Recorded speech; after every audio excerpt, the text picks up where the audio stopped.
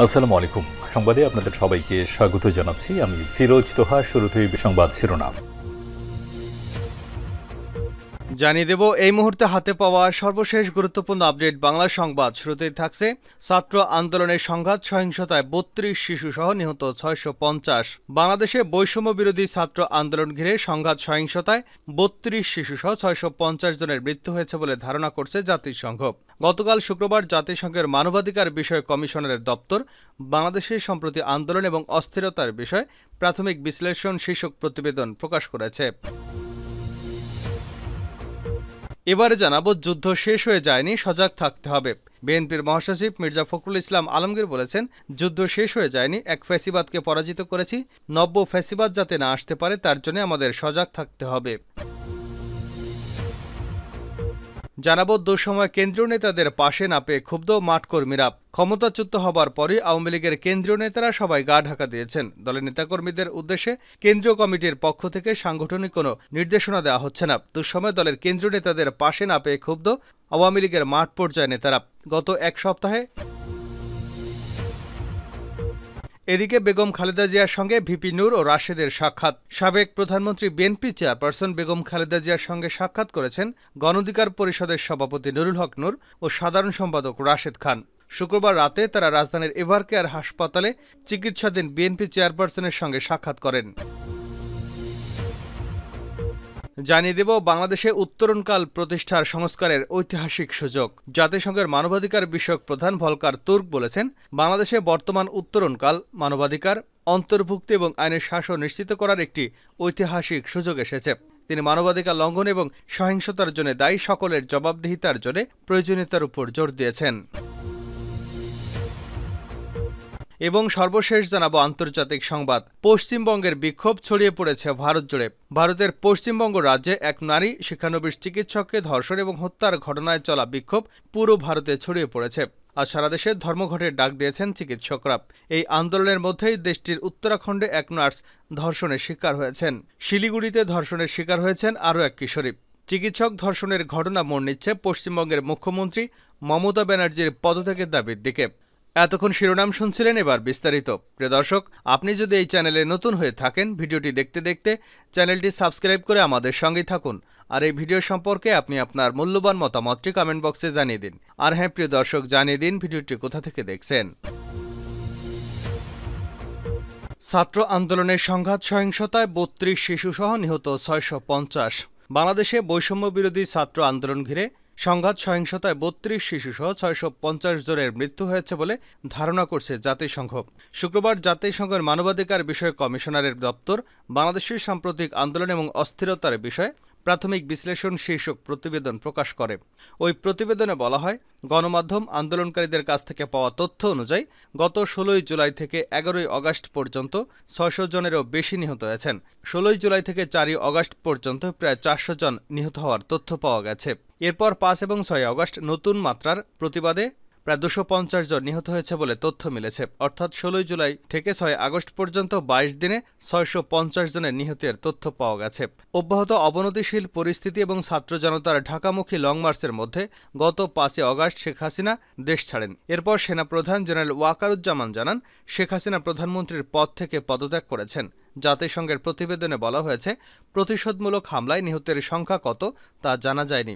৭ এবং ১১ আগস্টের মধ্যে বেশ কিছু নিহতের তথ্য পাওয়া গেছে।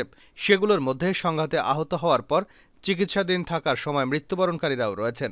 জাতিসংঘের প্রতিবেদনে বলা হয়েছে, নিহতদের মধ্যে বিক্ষোভকারী, পথচারী, সংবাদ সংগ্রহে যাওয়া সাংবাদিক এবং নিরাপত্তা বাহিনীর বেশ কিছু সদস্য রয়েছেন। কয়েক হাজার বিক্ষোভকারী এবং পথচারী আহত হয়েছে। হাসপাতালগুলোতে রোগী উপচে পড়ছিল।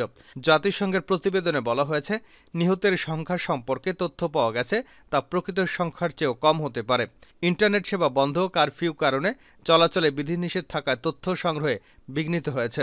এছাড়াও আহতের বিষয়ে তথ্য দিতে রাষ্ট্রীয় কর্তৃপক্ষ হাসপাতালগুলোতে বাধা দিয়েছে বলেও তথ্য পাওয়া গেছে। জাতিসংঘের মানবাধিকার বিষয়ক দপ্তরের প্রধান ও মানবাধিকার বিষয়ক হাইকমিশনার ভলকার তুর্ক গতকাল বিবৃতিতে বলেন, বাংলাদেশে যে রূপান্তর ঘটেছে তা মানবাধিকার, অন্তর্ভুক্তি এবং আইনের শাসনকে গুরুত্ব দিয়ে শাসন ব্যবস্থা নিশ্চিত করার একটি ঐতিহাসিক সুযোগ। তিনি সহিংসতা ও মানবাধিকার লঙ্ঘনের জন্য দায়ী সবার জবাবদিহির উপর জোর দেন। জাতিসংঘের মানবাধিকার বিষয়ক হাইকমিশনার বলেন, সরকারি চাকুরিতে কোটা ব্যবস্থা পরিবর্তনের দাবিতে ছাত্র আন্দোলন মোকাবেলায় নিরাপত্তা বাহিনীর অপ্রয়োজনে এবং মাত্রাতিরিক্ত শক্তি প্রয়োগে জোরালো ইঙ্গিত মিলেছে। এ বিষয়ে স্বাধীন তদন্ত হওয়া দরকার। এছাড়া বিচার বহির্ভূত হত্যা, যত্রতত্র আটক, গ্রেপ্তার এবং গুম ও দুর্ব্যবহারের মতো প্রকাশের স্বাধীনতা ও শান্তিপূর্ণ জমায়েতের অধিকার চর্চা লঙ্ঘিত হওয়ার জোরালো অভিযোগ আছে। যুদ্ধ শেষ হয়ে যায়নি, সজাগ থাকতে হবে মির্জা ফখরুল। বিএনপির মহাসচিব মির্জা ফখরুল ইসলাম আলমগীর বলেছেন, যুদ্ধ শেষ হয়ে যায়নি, এক ফ্যাসিবাদকে পরাজিত করেছি। নব্য ফ্যাসিবাদ যাতে না আসতে পারে তার জন্য আমাদেরকে সজাগ থাকতে হবে। শুক্রবার রাজধানীর নয়াপল্টনে বিএনপির কেন্দ্রীয় কার্যালয়ের নিচতলায় দলের চেয়ারপারসন খালেদা জিয়ার জন্মদিন উপলক্ষে আয়োজিত এক দোয়া মাহফিলে এসব কথা বলেন মহাসচিব মির্জা ফখরুল ইসলাম আলমগীর।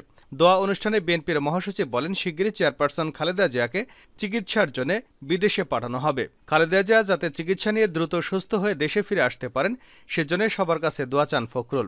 আজ খালেদা জিয়ার জন্য দোয়া অনুষ্ঠান এবং এর আগে শেখ হাসিনা সরকারের গণহত্যার বিচারের দাবিতে নয়াপল্টনের অবস্থান কর্মসূচিতে নেতাকর্মীদের কম উপস্থিতি নিয়ে প্রশ্ন তোলেন বিএনপির মহাসচিব। তিনি বলেন, লোকজন কম কেন? যুদ্ধ শেষ হয়ে গেছে?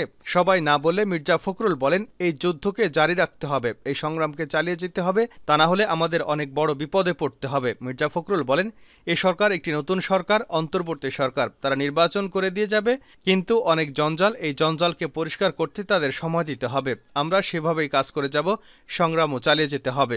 সবাইকে ধৈর্য, সহনশীলতা এবং সুশৃঙ্খলার মধ্য দিয়ে সংগ্রাম চালিয়ে যাওয়ার আহ্বান জানিয়ে মির্জা ফখরুল আরও বলেন, আপনারা যদি মনে করেন লড়াই শেষ হয়ে গেছে তাহলে ভুল করবেন।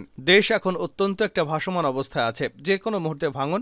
চক্রান্তকারীরা শেখ হাসিনা সেই সুযোগ গ্রহণ করতে পারেন। সেই চক্রান্ত শুরু হয়েছে, সাম্প্রদায়িকতার ধোঁয়া এবং সংখ্যালঘুদের উপর নির্যাতন সেই চক্রান্তেরই অংশ বলে মন্তব্য করেন বিএনপির মহাসচিব।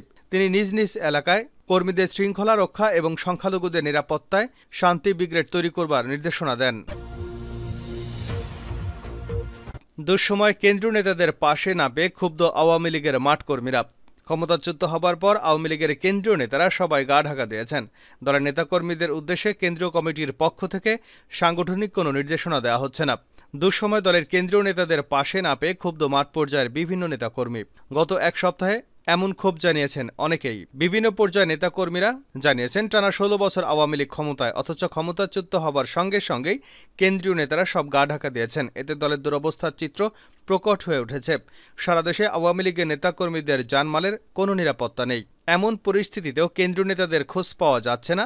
আওয়ামী কর্মীরা প্রশ্ন রাখেন, কঠিন পরিস্থিতিতে সামনে এসে নেতাকর্মীদের সাহস জোগানোর মতো একজন নেতাও কি নেই? গত 5 আগস্ট আওয়ামী লীগের সরকারের পতনের পর ভারতে আশ্রয় নিয়েছেন দলের সভাপতি ও সাবেক প্রধানমন্ত্রী শেখ হাসিনা। এরপর রাজধানী ঢাকায় দলের কেন্দ্রীয় কার্যালয় সহ দেশের প্রায় সব জেলা এবং উপজেলা আওয়ামী লীগের কার্যালয়ে ভাঙচুর চালানো হয় এবং পুড়িয়ে দেওয়া হয়। নিহত হয়েছেন আওয়ামী লীগের বহু নেতাকর্মী। এমন পরিস্থিতিতে দলের কেন্দ্রীয় নেতারা সবাই আত্মগোপনে রয়েছেন। ক্ষমতায় থাকার সময় দলের পক্ষে সংবাদ সম্মেলন করতে কেন্দ্রীয় নেতাদের মধ্যে প্রতিদ্বন্দ্বিতা লেগে থাকত, আর এখন দলের পক্ষে কথা বলার একজন নেতাও নেই। আওয়ামী লীগের একাধিক সূত্র জানায়, দলের কেন্দ্রীয় নেতারা তেমন কেউ বিদেশে যেতে পারেননি। সবাই দেশেই আছেন। প্রভাবশালী নেতারা মামলা ও গ্রেপ্তার আতঙ্কে রয়েছেন। তাদের কয়েকজন এরই মধ্যে আইনশৃঙ্খলা রক্ষাকারী বাহিনীর নজরদারিতে রয়েছেন। এতে তারা ভয়ে গণমাধ্যমে মুখ খুলতে পারছেন না। দলের নেতাকর্মীদের সঙ্গেও যোগাযোগ রাখছেন না। আওয়ামী লীগের একাধিক সূত্র জানায়, গত 15 আগস্ট জাতীয় শোক দিবসে আওয়ামী লীগের কেন্দ্রীয় নেতারা কেউ প্রকাশ্যে আসেননি। জামায়াত, বিএনপি, বৈষম্য বিরোধী ছাত্র আন্দোলনের ভয়ে তারা মাঠে নামেনি। এদিন নেতাদের পক্ষ থেকে গণমাধ্যমে কোনো বিবৃতি বা ভিডিও বার্তাও আসেনি।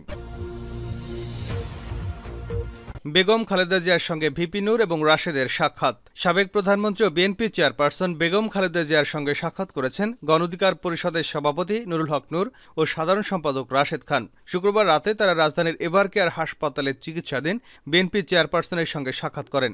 সাক্ষাৎকালে বেগম খালেদা জিয়া তরুণদের ভূয়সী প্রশংসা করেন। আগামী রাষ্ট্র পরিচালনায় তরুণরা গুরুত্বপূর্ণ ভূমিকা রাখবে বলেও তিনি আশা ব্যক্ত করেন। আন্দোলন সংগ্রামে গণ অধিকার পরিষদের ভূমিকা এবং সাহসিকতার প্রশংসা করেন তিনি। এ সময় দেশবাসীর কাছে নিজের সুস্থতার জন্য দোয়া চেয়েছেন সাবেক প্রধানমন্ত্রী। পশ্চিমবঙ্গের বিক্ষোভ ছড়িয়ে পড়েছে ভারত জুড়ে। ভারতের পশ্চিমবঙ্গ রাজ্যে এক নারী শিক্ষানবিশ চিকিৎসককে ধর্ষণ এবং হত্যার ঘটনায় চলা বিক্ষোভ পুরো ভারতে ছড়িয়ে পড়েছে।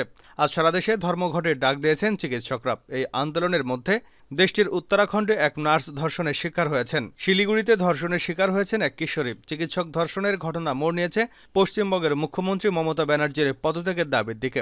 গত এক দশকে সবচেয়ে বড় রাজনৈতিক সংকটের মুখোমুখি রয়েছেন পশ্চিমবঙ্গের মুখ্যমন্ত্রী মমতা বন্দ্যোপাধ্যায়। বিজেপি মমতার পদত্যাগের দাবিতে গতকাল শুক্রবার থেকে মাঠে নেমেছে। মমতা আন্দোলনের জন্য দুষছেন সিপিএম ও বিজেপিকে। ঘটনা সংশ্লিষ্ট আরজিকর হাসপাতালে ভাঙচুর করবার পর দেশটিতে বিক্ষোভ আরও তীব্র হয়েছে। নৃশংস এই অপরাধের প্রতিবাদে কলকাতা শহরে আয়োজিত বিশাল রাতের দখল নাও কর্মসূচি চলার সময় বিভিন্ন সরকারি প্রতিষ্ঠানে সহিংস হামলা হয় পুলিশের উপরও। কলকাতার পাশাপাশি দিল্লি, হায়দ্রাবাদ, মুম্বাই ও পুনের মতো আরও অনেক ভারতীয় শহরে বিক্ষোভ সমাবেশ হয়েছে। অন্যান্য শহরে চিকিৎসকদের বিভিন্ন সমিতি এবং পশ্চিমবঙ্গের রাজনৈতিক দলগুলো ধর্ষণ এবং হত্যার পর হাসপাতালে হামলার প্রতিবাদে গতকাল শুক্রবার সমাবেশ করে। কলকাতার বিভিন্ন জেলায় শুক্রবার 12 ঘণ্টা ধর্মঘট পালন করে সিপিএম সহ রাজ্যের বিভিন্ন রাজনৈতিক দল।